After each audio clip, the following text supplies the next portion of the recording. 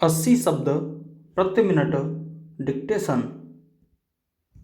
सभापति महोदय, मैं यह नहीं जानता कि माननीय सदस्य मेरी बात को समझ रहे हैं, क्योंकि मैं बंगला में बोल रहा हूँ।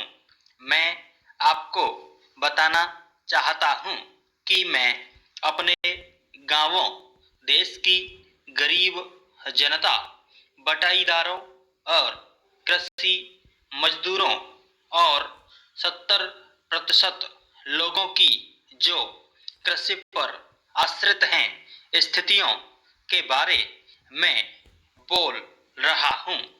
पश्चिमी बंगाल की स्थिति देश के अन्य भागों से पूर्णतः अलग है, क्योंकि इन्होंने इन गरीबों की आंतरिक भावनाओं को समझा है।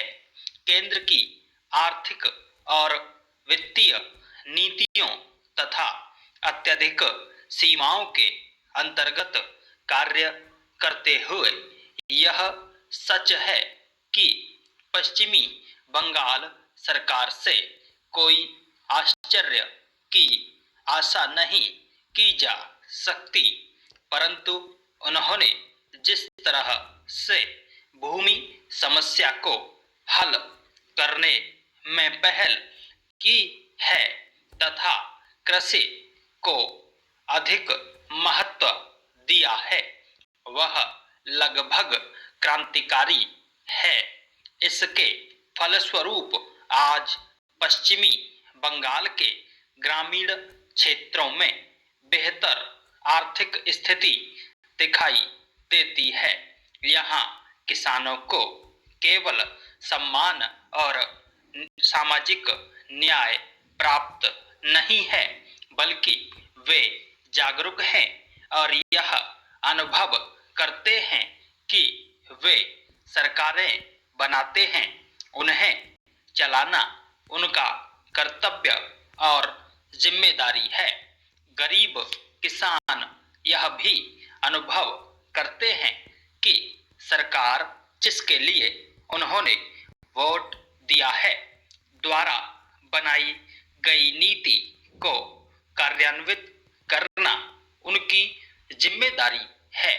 किसानों में यह जागरूकता वामपंथी सरकार ने पैदा की है। इसका तात्पर्य उपलब्धि से नहीं है। किसान यह अनुभव करते हैं कि उनकी सरकार उनके आर्थिक उत्थान के लिए भरसक प्रयास कर रही है। यद्यपि उनके समक्ष बड़ी विवशताएं हैं। इन सब कारणों से आप देखेंगे कि पश्चिमी बंगाल के ग्रामीण गरीबों में उल्लेखनीय एकता है। इस वर्ग एकता को कोई नहीं तोड़ सकता है। जब समूचे देश में सांप्रदायिकता फैली हुई है, परंतु पश्चिमी बंगाल की जनता पर इसका कोई प्रभाव नहीं है।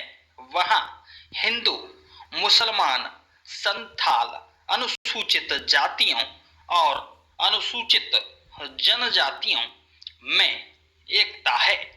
वे एकजुट होकर कार्य करते हैं तथा वामपंथी सरकार की नीतियों को कार्यान्वित करते हैं और उन्हें सफल बनाने का प्रयास करते हैं।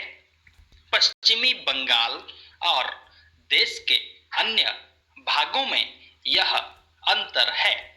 अब मैं आपके समक्ष अपना लिखित भाषण प्रस्तुत करना चाहता हूँ, अन्यथा मेरा निर्धारित समय समाप्त हो जाएगा और पीठासीन अधिकारी मुझे अपनी जगह पर बैठने के लिए कहने लगेंगे। इसलिए मैं जल्दी ही आपके समक्ष अपना लिखित भाषण प्रस्तुत